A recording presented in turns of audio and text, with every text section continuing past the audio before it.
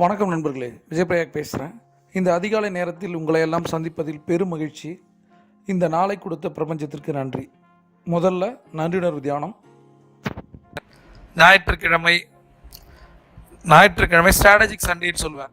நம்ம 10 விஷயங்கள் இருக்குது தங்க நேரத்தில். நம்ம ஆரம்பிக்கிற மூச்சு பயிற்சியிலிருந்து ஒவ்வொன்றா செஞ்சுக்கிட்டு வரும்போது நம்ம கடைசி ஒரு 4 இருக்குது இலக்குகளுக்கு அப்புறம். Review, monitor, to to list and priority. இந்த 4 விஷயங்களையுமே நம்ம செய்யணும். இன்னைக்கு மெயினாக சண்டேல ஒரு கோல் செட்டிங் டேவை நம்ம ஸ்டார்ட் பண்ண போகிறோம். ஸ்ட்ராட்டஜிக் சண்டே அப்படின்னு சொல்கிறோம். திங்கட்கிழமை முதல் சனிக்கிழமை வரை நம்ம என்ன செஞ்சோம், எது விடுபட்டது, அதை சரி பண்ணிட்டு நம்ம புத்தம் புது சண்டேவே ஆரம்பிப்போம். திங்கட்கிழமை எல்லாம் வாரத்தின் முதல் நாள் நம்மளை பொறுத்த வரைக்கும் நம்ம இன்னைக்கே ஆரம்பிப்போம். மண்டேலேருந்து சாட்டர்டே வரைக்கும் என்ன பண்ண போகிறோன்றதை ஒரு பிளான் பண்ணிவிடுவோம். சரியா? இதை சரியாக பண்ணீங்க அப்படின்னா வாழ்க்கை ஃபுல்லாக சரியாக இருக்கும். அதனால் இலக்குகளை நிர்ணயிக்கும் போது தான், அதாவது லைட்டாக டீவியேஷன் சொல்லுவாங்க. லெஃப்ட் ரைட் இருக்கும்போது லைட்டாக டீவியேட் பண்ணி போயிட்டோன்னா சென்று சேரும் இடம் வேற மாதிரி இருக்கும். அது போல தான் மாறிடும். ஒரு ப்ளூ பிரிண்ட் தப்ப போட முடியாது. அது மாதிரி ப்ளூ பிரிண்ட்டுக்கான நாள் இது சண்டே. வழக்கம் போல நன்றி தியானத்தில் நம்ம ஆரம்பிப்போம். கற்றுக் கொடுத்த குருக்களுக்கு, ஆசிரியர்களுக்கு நன்றி.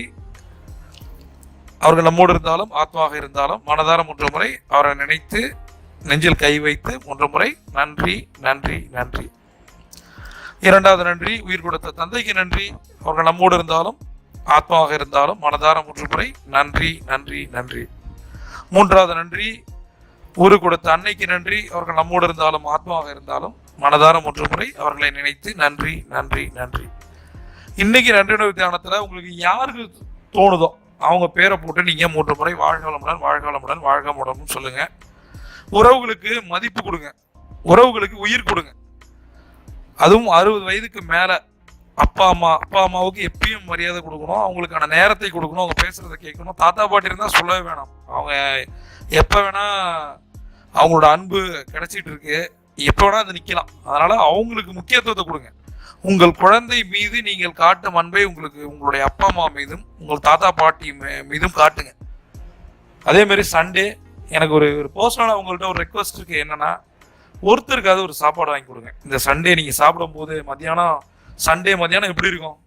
ஏதாவது ஒன்று நல்லதாக சாப்பிடணும்னு நினைப்போம்ல. இந்த வாரத்தில் எத்தனை பேர் சாப்பாடு இல்லாமல் இருக்காங்க? உங்கள் குழந்தைங்களுக்கு சொல்லித்தாங்க. ஈகை, அதாவது தமிழனுடைய 2 உயர்ந்த குணநலங்கள்ல ஒன்று ஈகை, இன்னொன்று வீரம்.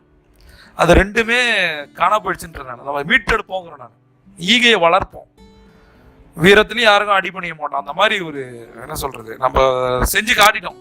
நம்ம மாதிரி கொடையாளி உலகத்தில் யாரும் இல்லை. அட்லீஸ்ட் ஒருத்தருக்கோ 2 பேருக்கோ 10 பேருக்கோ அதை நம்ம சாப்பாடு கொடுக்கறது நல்லது. கொஞ்சம் காசு இருந்ததுன்னா கல்விதானம் செய்யலாம்.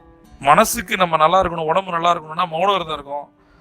அன்னதானம் செய்யறது ரொம்ப ரொம்ப நல்லது. உங்கள் குழந்தைகள் பிறந்த நாள், உங்களுடைய பிறந்த நாள், உங்க மனைவி பிறந்த நாள், உங்க அப்பா அம்மா பிறந்த நாள், உங்களோட வெட்டிங் டே, எந்தெந்த நல்ல காரியங்கள் வருதோ கண்டிப்பா நீங்க அன்னதானம் பண்ணுங்க. அவ்வளவு புண்ணியம்.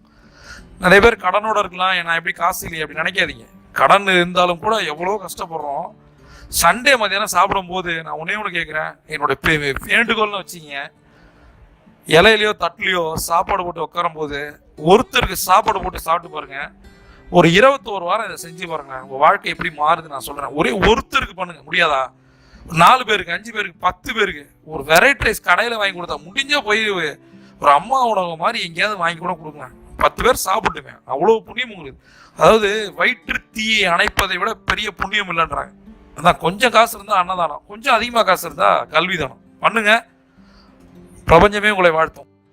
அடுத்தது நம்ம பார்க்க போறது பண சுய கட்டளைகள். சுய கட்டளைகள் ஏற்கனவே நான் சொன்னதுதான்.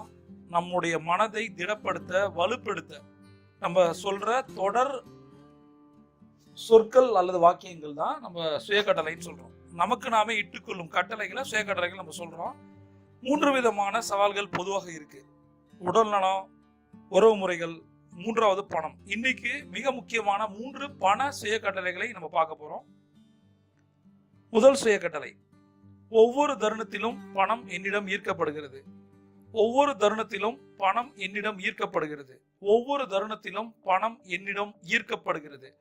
இதுல 2 விஷயம் முக்கியமானது. ஒண்ணு கணம் அப்படின்னு சொல்லுவேன். இந்த கணத்துல, இந்த க்ஷணத்துல அப்படின்னு சொல்லுவாங்க. இக்கணத்தில் இப்போ என்ன ஆயிடுதுன்னா நிறைய சூழ்நிலைகள்ல நாம பணம் வராம கஷ்டப்பட்டிருக்கோம், இல்ல வர வேண்டிய பணம் வராம போயிடும். இதோ வந்துருச்சுன்னு சொல்லுவோம். பணத்தை பொறுத்தவரை நம்ம அக்கௌண்ட்டுக்கு வந்தாதான், நம்ம கையில வந்தாதான் வரும் என்பது வராது. அந்த மாதிரி பல தருணங்களை நம்ம கடந்திருக்கோம். அதுக்காக தான் இந்த சுய கட்டளைகளை நான் சொல்லியிருக்கேன்.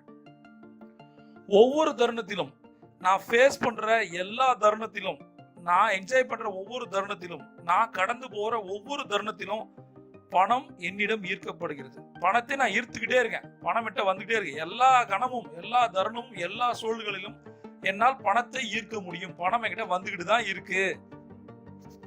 அடுத்த சுய கட்டளை, நான் விரும்பும் போது பணத்தை வெளிப்படுத்தும் திறனுக்கு நான் மிகவும் நன்றி உள்ளவனாக இருக்கிறேன். நான் விரும்பும் போது பணத்தை வெளிப்படுத்தும் திறனுக்கு நான் மிகவும் நன்றியுள்ளவனாக இருக்கின்றேன். நான் விரும்பும் போது பணத்தை வெளிப்படுத்தும் திறனுக்கு நான் மிகவும் நன்றி உள்ளவனாக இருக்கின்றேன். நான் விரும்பும் போது, நான் எப்பப்பெல்லாம் விரும்புறனோ, எப்பப்பெல்லாம் எனக்கு தேவைப்படுதோ அப்பெல்லாம் பணத்தை வெளிப்படுத்தும் திறன், இதை பணத்தை நான் ஒரு பொருளா பார்க்கல, என்னவா பார்த்துருக்கேன், வெளிப்படுத்தும் திறன் என்கிட்ட நிறைய இருக்கு. நிறைய இருக்கும் போது நம்மளால கொடுக்க முடியும். சரியா? அந்த வெளிப்படுத்தும் திறனுக்கு பணத்தை நான் உணர்வா சொல்றேன். பணம் என்பதே உணர்வு தான், இது ஒரு பொருள் அல்ல.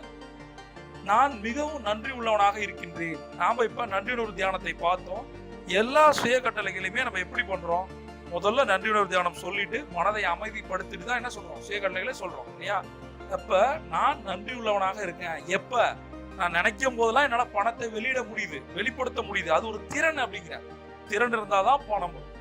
மூன்றாவது சுய கட்டளை, நான் இன்று என் எண்ணங்களால் ஒரு வளமான எதிர்காலத்தை உருவாக்குகிறேன். நான் இன்று என் எண்ணங்களால் ஒரு வளமான எதிர்காலத்தை உருவாக்குகிறேன். நான் இன்று என் எண்ணங்களால் ஒரு வளமான எதிர்காலத்தை உருவாக்குகிறேன்.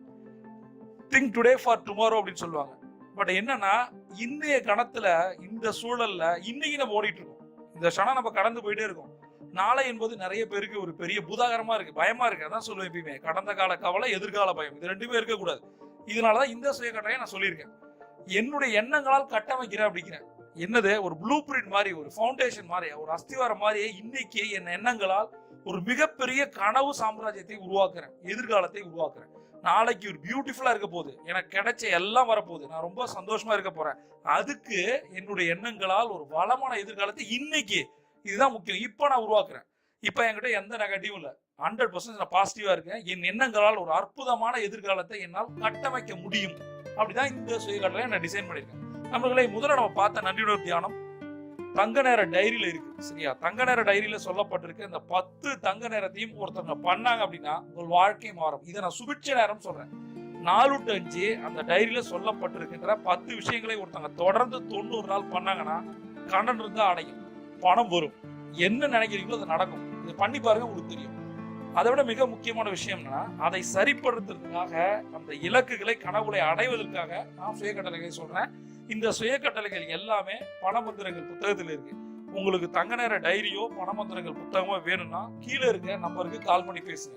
நண்பர்களே, ஒரே ஒரு விஷயம் தான் சொல்றேன். பண சுய கட்டளைகள் சொல்றதாலேயோ, நன்றியுணர்வு தியானம் சொல்றதாலேயோ, சுய பேச்சு பண்றதாலேயோ ஒருத்தருக்கு பணம் வராது. லா ஆஃப் அட்ராக்ஷனோட ரூல்ஸ் இது. லா ஆஃப் அட்ராக்ஷனை விட லா ஆஃப் ஆக்ஷன் ரொம்ப ரொம்ப முக்கியம். இதை 3 முறை சொல்லணும், 8 முறை எழுதணும். இது ஈர்ப்பு விதியோடைய தத்துவம் இது. அதனால உங்களுடைய செயல்களை நம்புங்க. அதற்காக தான் தங்க நேரத்துல நான் 10 ஸ்ட்ராட்டஜி கொடுத்துருக்கேன்.